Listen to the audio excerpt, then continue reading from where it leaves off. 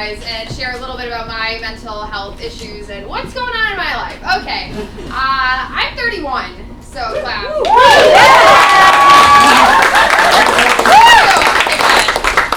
Good, I need that. I'm finally in a place in my life where I'm, I think like you get older, you get more comfortable, right? Like I'm at a point where I love my irritable bowel syndrome. Because like people have to pay for juice cleanses, and I get to live one.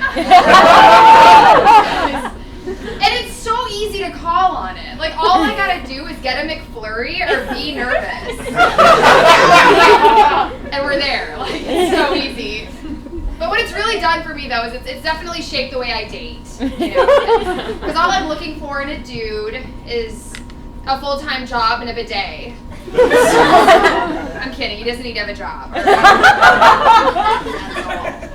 Yeah. It's interesting being a child of immigrants, because they didn't understand allergies or anything. I was like, Mom, my stomach hurts, and she's like, you want to get out of school? And I was like, I promise I want to go to school. I love school. Just not lactose. She didn't get it. She'd like, drink your milk. So that was great. And then I had IBS, and I would just get thinner and thinner growing up, and so my dad thought the solution was Burger King. And Burger King always had, my dad loves a good deal, and they always had like a 2 for $3 Whopper situation, which killed me, because he'd be like, 1 for your brother, 2 for you. Every time I went to the drive-thru, I was like, why can't you raise your prices, Burger King? I don't want this.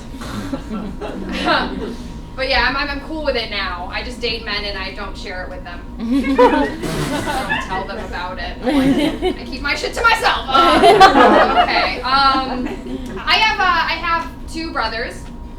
Actually, just one. He's bipolar.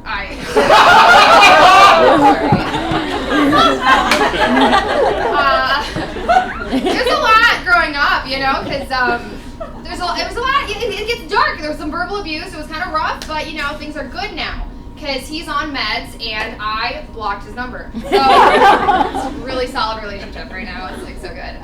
But I really do love him. I do. It's just that in high school is when it all went down. He got diagnosed with manic depression and bipolar disorder, and I became super religious. Like, that was my illness, Yeah, that's happened to me. So, he would just scream at me, and I'd go up to my room and I'd pray to God, and I'd be like, dear God, kill him! My Muslim mom's like, wow, she's praying 5 times a day! This is amazing! And I was like, make it a slow death! Really slow, God, thank you! Kids don't know how to deal with mental health issues. I didn't even know what it was called. My friends were like, what kind of bipolar does your brother have? And I was like, the yelly kind? I didn't know what to call it. It was so weird.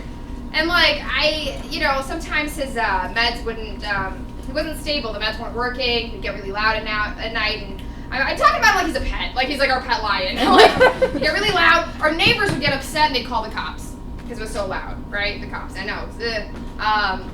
So they come over every few nights, and it worked out for me because our local cops were really hot.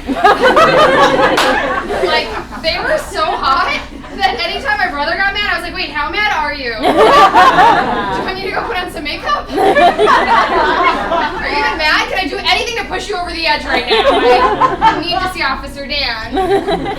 And Officer Dan was hot and great, and he would come upstairs and he'd sit with my brother and be like, dude, what are you doing? You can't yell at your dad like that. And my brother would be like, yeah, you're right, man. And it was just so beautiful. And I'd be just creeping around the corner, just like watching this, just like, oh my God, he's so sensitive. He'll be such a good father to our children. So that was great. My brother's manic episodes were just him being a great wingman. So good for me. I also have an older sister. She's a white woman. Yeah, you're like, what? What? I'm white too. I just have a really big tan. No, I'm not a white. I'm a Pakistani, in case you're like, she's Latina. But my dad, when he came here from Pakistan, his first move was to marry Vicky Sanders from Tennessee. He was like, let's commit to some citizenship. But no, they were in love, is what they said in court. So my sister was the product of that marriage. I'm from the second one, the good one with my mom, who's Pakistani, the way God intended. So it was weird growing up with a sister who's like 12 years older than me and white. You know, I look up at her and I was like, oh, that's what I'm gonna look like. Got it. Like, I didn't know. I was like, I guess the brown sheds. Like, I guess that's what that is. I was a dumb kid. They didn't even introduce me to her properly. She lived with her mom. She like came over and picked me up from school one day, and I was like, cool, the white nanny speaks Urdu. That's weird. This is bizarre. I don't know. She's got kids now. I've got little Muslim nieces. It's so cute. She'll celebrate Christmas with them, and I'm like, good. Some Muslims need to go to hell. But no, I love it. I think it's really cute. I just want to know what to tell my little Muslim nieces. Like, what do I tell them when they ask me if Santa's real? You know? Like, do I give them the Christian letdown or the Muslim one? Right? Like, do I say, look, guys, Santa's not real? Or do I say, look, guys, Christianity's not real? Good answer. I'm a very nervous, anxious person, you guys. That's a thing about me. And I have, like, such weird... I love my mom, but not as much as she loves to traumatize me. We're going to end on that one. That's what we're going to end on. She's a great lady, love her to death, but sometimes she just says weird shit. Like, when I was 6 years old, she came home, this is super sad, she had a miscarriage. Really sad, I know.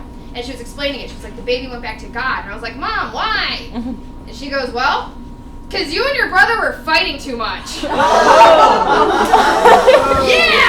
At the time, I was like, for sure, checks out. We suck. Like, we did it. I just pushed the TV over. I probably did that. So yeah, I do everything bad.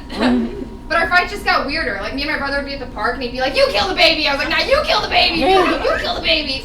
And all these moms were like, these Mexican kids kill babies. We gotta move.